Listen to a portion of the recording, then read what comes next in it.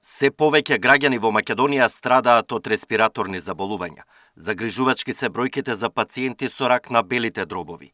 Иако државата нема прецизна статистика, според помолозите годишно ваков карцином се дијагностицира кај околу 1000 лица.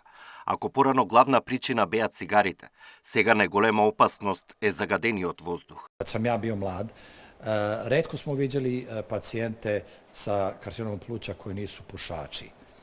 A sada to uopšte nije retkost, znate, što znači da ako neko nije pušač, znamo da sastojci u cigaretama i u lulama sadrže u sebi karcinogene i ako to izuzmete iz slike kao uzročnika, onda ostaje nešto što je u vazduhu kojima udišemo. Лекарите велат дека тие малку можат да направат за намалување на последиците од овие сериозни болести.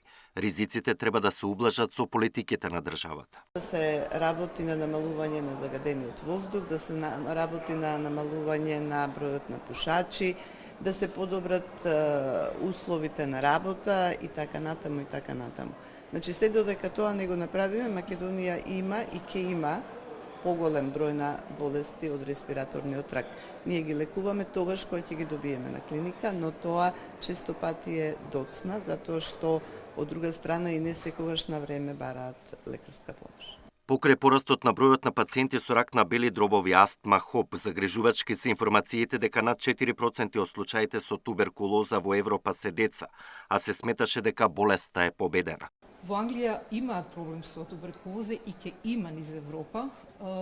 Во последното известување на Европската CDC, 4,3%, тоа зборувам за Европска Унија и Европска економска зона, значи не пошироката Европа, 4,3% од туберкулозата е детска. Значи веќе им се пали алармот и на тоа треба посебно да се обране внимание. Новините во дијагностиката и третманот на респираторните заболувања беа дел од темите на 6-тиот конгрес на Македонското респираторно здружение и 5-тиот на Здруженијето на пневмофтизиолози кои се одржуваат во Скопје. Александар Динев, Сител телевизија.